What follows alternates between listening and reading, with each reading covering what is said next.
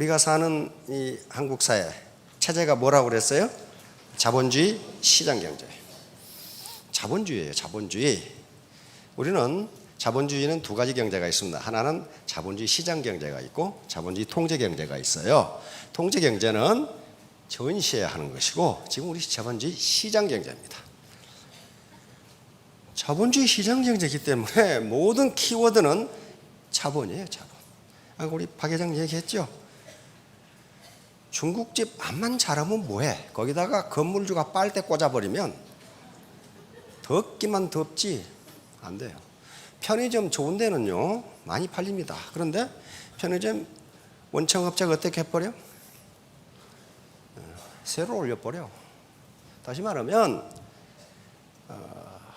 아무리 장소가 좋은데도 300만 원 이상 못 벌도록 만든답니다. 빨아버려. 그냥. 그러니까 딱 먹고 살아라. 그러니까 만약에 그 가게가 자기 거면 어때요? 부자 될 수 있어요. 그러니까 모든 문제는 자본의 문제입니다. 그러니까 자 지금 돈 많이 벌려고 여기 오셨죠? 소득. 소득이 높으려면 생산성이 높아야 돼요. 프로덕티비티. 생산성이 100만 원밖에 안 되는데 200만 원 임금 주는 그런 회사는 없어요. 망하거든. 그러면 생산성이 높으려면 자본이 있어야 돼요. 자본이 없으면 생산성이 높을 수가 없어요. 그러면 문제는 뭐냐면은 자본이 뭐냐 하는 거예요. 자본이 뭐냐. 사회주의는 자본의 개인 소유를 허락하지 않습니다. 따라서 북한에서는 헌법에 규정해놨어요. 생산수단은 국가와 사회단체만이 소유한다. 개인이 소유 못해. not 홈이 그건 생산수단이기 때문에 개인이 소유 못해. 자본이니까. 그건 국가와 사회단체만이 소유한다. 그러니까 뭐라고 생각하시면 되냐면은 서울역에 있는 텔레비전이라고 생각하시면 돼. 그걸 볼 수는 있지만 어떤 놈이 가져갈 수는 없어. 직계 아니거든 그거. 손자병법에 이런 말이 있습니다. 유명한 말이에요. 승병 선승 이후 구전. 이걸 선승구전이라고 통상 이야기합니다. 이기는 군대, 병은 군대입니다. 이기는 군대는 이겨놓고 싸우고, 그 다음에 폐병 선전 이후 구승. 지는 군대는 싸워보고 이길 것을 구한다.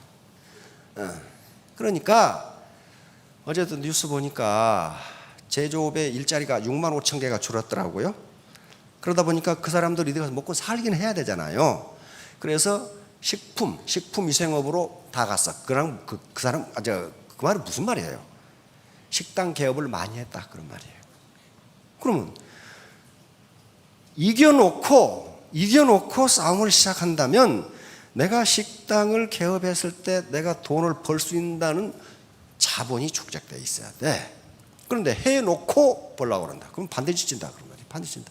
그러니까 식품 개인 자영업 있죠? 자영업 경기도 통계 보니까 5년 생존율이 15%밖에 안 돼. 5년 후에 85%는 망해. 그런데 15%가 살아남아 있는데 그 중에 돈을 버는 비율은 5%, 나머지 10%는 현상 유지 이렇게 돼 있어요. 그러면 분명히 돈을 버는 사람이 있어요. 그렇죠? 5%는 벌어. 그러니까 가게 100개 생기면 가게 5개의 주인은 돈을 번다 이 말이야. 벌어요. 아무도 못 버는 게 아니야. 그 나머지 95%는 망한다. 5년 이내에. 그러면 그 차이가 뭐겠느냐는 거예요. 자본을 가지고 있느냐 없느냐. 자본을 가지고 있느냐 없느냐. 요리 솜씨 그 자본입니다. 식당에 가서 밥 맛없는데 또 가는 사람 어디 있어? 요리 솜씨. 그런 게 자본이란 말이야. 자본. 생산성이 높잖아요. 자, 그러려면 이제 공부를 해야 됩니다. 공부. 그러면 공부가 무엇인가? 자, 공부는 겸손해야 할 수 있습니다. 내가 다 안다고 생각하면 공부를 할 수가 없어요. 인간은 절대로 다 할 수가 없어요. 자, 이제 그럼 공부를 해야 되는데 공부하면 벌써 골머리가 아프기 시작하죠. X는 이퀄 Y 플러스 Z 나오면 뭐 아이고 Z인가 무엇인가 나 모르겠다. 영어 나오고 뭐 어쩌고저쩌고 그러는데 그건 우리 사회에서 공부를 잘못 정의해서 그럽니다. 공부는 3가지로 나눕니다. 첫째는 머리 공부, 머리로 지금 뭔가 지금 알려고 공부하시는 거 아니에요. 그러나 이것보다 더 중요한 것은 마음 공부입니다. warm heart의 정직성, 도덕성, 동반 성장을 하겠다는 정신, 이런 것들이에요. 그리고 몸으로 직접 뛰어야 됩니다. 뛰어야 돼요. 자, 이런 말이 있습니다. 헨리 포드는 우리가 지금 자동차를 타게 된 게 헨리 포드의 덕분입니다. 헨리 포드는 그 당시 헨리 포드가 포드 자동차 공장을 만들 때에는 자동차라는 것은 돈 많은 귀족들이 사치품으로 가지고 있었던 것이 자동차입니다, 미국에서. 그런데 포드는 어떻게 생각했냐면 꼭 자동차를 귀족만이 가지고 있어야 되는가? 노동자들도 자동차를 가질 수는 없을까? 그 정신이 거룩하잖아요. 그렇죠? 그러면 노동자가 자동차를 갖게 하려면 어떻게 할까? 어떻게 해야 되겠어요? 노동자의 봉급을 올려주고 자동차를 싸게 만들면 노동자도 자동차를 가질 수 있다. 이것이 포드의 경영 이념이에요. 그래서 그분을 그분의 어록을 참고를 하고 그분의 경영 이념을 배우고 하는 게 그 인류 보편적 가치를 가지고 있었기 때문에 그래요. 그렇게 생각했어. 그걸 포디즘이라고 합니다. 그러려면 자동차를 싸게 만들려면 어떻게 해야 될까? 생산성을 높여야 돼요. 그렇죠? 생산성이 낮은데 봉급을 주면 그러면 자동차 회사가 망해버리잖아요. 그래서 도입한 게 컨베이어 시스템이에요. 지금은 사람이 안 오고 뭐가 해? 로봇이 수북 지나가면 뭐시 버득버득 하면서 로봇이 이렇게 해가지고 이렇게 하잖아요. 그 당시에는 그런데 그런 로봇이 없으니까 사람이 그렇게 했어. 그래가지고 T형 자동차라는 걸 만들면서 자동차 가격을 획기적으로 떨어뜨리고 노동자의 봉급을 2배로 올려버리니까 어때요? 노동자도 자동차를 살 수 있게 되니까 더 많이 팔리니까 이익은 적게 보지만 전체 이익은 커져. 그렇죠? 이게 포드의 경영 이념이에요. 그래서 우리가 포드 찾는 거예요. 내가 나만 돈 벌어서 잘 살아야 되겠다. 그런 욕심을 가졌다면 헨리 포드를 찾아야 할 이유가 하나도 없어요. 그러게 된 거예요. 그러니까 그 포드가 이제 T형 자동차 그걸 만들어야 돼. 그런데 자동차 가격을 획기적으로 떨어뜨려야 돼. 그러려면 생산성을 획기적으로 늘려야 돼. 그러려면 컨베이어 시스템밖에 없어. 그래서 하루는 간부회의 하면서 A 이사한테 자네는 이러이런 자동차를 만들 수 있겠나? 그러니까 이 A라는 이사가 사장님 그건 현재 기술로서는 안 됩니다. 그러니까 포드가 자네 말이 옳네 그랬단 말이에요. 그 다음에 이제 B라는 이사한테 B 이사 자네는 이러이런 자동차를 만들 수 있나? 그러니까 예 만들 수 있습니다 그랬단 말이에요. 그러니까 자네 말이 옳네 그랬단 말이에요. 황희정 상하고 비슷하죠. 황희한테 배운 것 같아 아마. C라는 이사가 아니 사장님 만들 수 없다는 말도 맞다고 그러시고 만들 수 있다는 말도 맞다고 그러시는데 누구 말이 맞는 겁니까? 그러니까 만들 수 없다는 놈은 못 만들고 만들 수 있다는 놈은 만드니까 둘 다 맞지. 그게 이 말입니다. 자, 당신이 할 수 없다고 생각하건 할 수 있다고 생각하건 당신이 옳다. 이 말은 다른 말로 바꾸면 할 수 있다고 생각하면 할 수 있고 할 수 없다고 생각하면 할 수 없다. 이 말을 누가 썼냐 하면은 어제 박상영 선수가 썼어요. 네. 박상영 선수가 썼어요. 에페는 그렇게 역전이 불가능하답니다. 헝가리 선수는 박상현 선수보다 나이가 2배 아주 세계적인 베테랑이에요. 나중에 지고 나서 뭐라고 그랬어요? 자기도 정신이 하나도 없단 말이야. 내가 왜 졌는지 지금 모르겠다 이거야. 정신이 하나도 없다 이거야 지금. 도대체 진 이유를 모르겠다 이거야. 그런데 2회전 끝나고 나서 스코어가 9대 13이 됐어요. 박상현이 9.6, 요거 펜싱은 15점 되면 끝나버리죠? 15점 되면 끝나버리는데 2점만 더 따면 끝나요. 그러니까 중간에 한국 응원단이, 그래서 가끔 응원단도 가셔야 돼. 응원단이 여러분들 이 유튜브 동영상에 이게 말이 나와 있어요. 응원단이 잠깐 쉬는 동안에 어떤 놈이 이제 그놈은 못 찍었더라고. 할 수 있다. 그리고 고함을 질렀어. 그러니까 박상이 그걸 받아가지고 맞아, 할 수 있어, 할 수 있다. 그걸 중얼중얼하는 게 지금 동영상에 나와 있어. 할 수 있다, 할 수 있어 하고 박상이 중얼중얼. 그걸 뭐라고 하냐면은 긍정적 자기암시라고 부릅니다. 긍정적 자기암시, 즉 자기 무의식의 세계, 잠재의식에 나는 할 수 있다고 집어넣는 거예요. 그게 중얼중얼하는 거예요. 오늘 가시면은 거울 보고 중얼중얼 하세요. 긍정적 자기암시, 파지티브 오토 서그제스천. 이거 오토 서그제스천. 긍정적 자기암시, 다시 말하면 자기 무의식 속에 나는 할 수 있다고 계속 집어넣는 거예요. 그러면 무의식이, 자기 개발 서적을 보면 무의식이 그렇게 되도록 자동 메커니즘으로 작동한다고 돼 있어요. 무의식의 세계는 엄청나게 세기 때문에. 그래서 이렇게 돼가지고 어떻게 이기냐고. 이 2점만 따면 되는데. 그래가지고 결국은 어떻게 됐어요? 이렇게 됐죠. 이렇게. 이쪽은 세계적인 베테랑 선수예요. 헝가리 선수. 이쪽은 이제 21살의 예숭이에요. 처음 나가면 예숭이야. 그런데 혼자 그 동영상 보세요. 혼자 중얼중얼해. 맞아, 할 수 있어. 나 할 수 있다.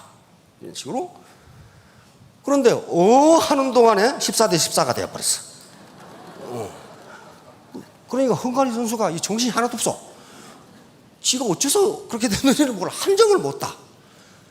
마지막 판에 박상현 선수가 찌르죠. 찔러서 15대 14로 이겨버립니다. 15점. 그러니까 이 친구는 말이야, 한 점만 더 따면 10대 14에서 한 점만 더 따면 되는데 한 점을 못 딴 거예요. 다시 말하면 뭐예요?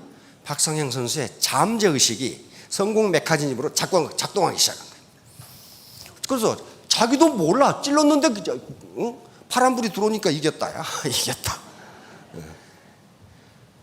어제 진종호 선수도 그랬죠. 중간까지 7등이야, 7등. 어떻게 10점 쏘는 선수가 6.6점을 쏴버리니까 6.6. 중간에 6.6을 쏴버리니까 어때요? 7등으로 떨어져 버려요. 7등으로. 1등은 베트남 빈 선수. 저 감독이 우리 한국인이죠. 베트남이 얼마나 열악한지 전자표적이 없어가지고 한국에 데려다가 훈련을 했어. 근데 그 친구가 금메달을 쏴버리니까 혼자 그러니까 은메달을 딴 거죠. 2개 금메달을 딸 뻔했는데 진종호가 치고 올라온 거예요. 진종호는 다 떨어졌다고 생각했어. 7등으로 떨어져. 7등으로 어떻게? 7등으로. 그런데 그 뒤에 2발을 10점을 쏴버린 거예요. 그래서 치고 올라오는 거예요. 결국 3등까지 올라왔어요. 3등, 1등 베트남, 2등 북한, 3등 진종호. 마지막 2발을 쏴가지고 1등이 돼버렸어요. 그러니까 마지막 2발 다 가지고 계시죠. 나는 2발이 없다. 마지막 2발만 있으면 돼. 7등으로 달리다가도 마지막 2발에 역전할 수 있어. 10대 14로 치다가도 나는 할 수 있다. 오토 서그제스천, 파지티브 오토 서그제스천. 긍정적으로 자기 암시를 주면 성공 메커니즘이 작동한다. 이렇게 전문가들은 이야기를 합니다. 성공 메커니즘이 작동한다. 그러니까 이 2 선수가 그걸 보여줬어. 그렇게 된다는 거. 다 이게 박상영이 이긴다고는 아무도 생각 안 했어. 지금까지 인생을 살아오시면서 실패만 계속하고 7등밖에 못했어. 지금 곧 컷오프에 걸리게 생겼어. 그런데 마지막 2발만 있으면 1등으로 올라갈 수 있다. 마지막 2발이 뭐예요? 이 혀요, 혀. 오설상제. 아직도 내 혀는 살아있다. 아직도 내 혀는 살아있다. 춘추전국시대에 소진과 자한이라는 사람이 있었죠. 연행책, 그 다음에 합종책. 둘 다 형편없어서 가난해가지고. 근데 장이가 어느 날, 소진이 어느 날 어느 회의에 참석했다가 대감댁 회의에 참석했다가 그 대감이 아주 천하의 귀한 옥을 보여줬는데, 옥을 자랑하고 있었는데 연못에서 고기가 뛰는 바람에 전부 깜짝 놀라서 거기 보다가 옥이 사라져 버렸어. 그래가지고 보니까 이제 형편없는 놈이 그 앉아 있거든. 그래서 뒤지게 두드려 맞고, 네가 가져갔지. 안 가져갔어요. 네가 가져갔지. 뒤지게 두드려 맞았어. 그리고 집에 왔어. 집에 와니까 마누라가 이게 아주 엄청 두들겨 맞아가지고 걷지도 못하고 기어와. 그러니까 말이야, 내가 진즉이 얘기했잖냐 말이야. 농사나 짓고 살면 되지 무슨 정치를 한다고 말이야. 합종책 연영책하며 돌아다니니 잘 꼴 좋다. 그러니까 혀를 쑥 내밀면서 내 혀가 있냐 그냥. 있다고. 그러니까 그러면 됐다고. 나는 혀만 있으면 천하를 석권할 수 있다. 그래서 결국 혀 가지고 천하를 석권하고 6개국의 재상이 됩니다. 겸직 재상이 돼버려. 겸직 재상. 거기서 나온 말이 오설상제. 이 전국책에 있어요. 다시 말하면 내 혀가, 마누라한테 내 혀가 아직도 있느냐 그 말이야. 혀만 있으면 어떻게 돼요? 좋으니까 써봐. 요가하니까 여기 가서 한번 들어봐. 들어봐. 들어보기 싫으면 말어. 그렇게 혀만 있으면 하잖아요. 아무튼 우리 박상영 선수와 진정호 선수가 정말 이 자기 개발서에 나오는 걸 그대로 했어. 그대로 했어요. 그래서 보여줬어. 그렇게 하면 된다는 걸, 인생 역전을 할 수 있다는 걸, 7등으로 가다가도 금메달로 올라갈 수 있다. 10대 14로 치다가도 1점만 지면 이제 완전히 나가 떨어지는데 그걸 뒤집을 수 있다는 걸 두 선수가 보여줘서 어제 저녁에 아주 기분이 매우 좋았어요. 그러니까 더 졸려. 지금 이제 더 졸리는데, 아무튼 3년 후 5년 후에 모두 다 금메달 따시기 바랍니다. 예, 감사합니다. 예.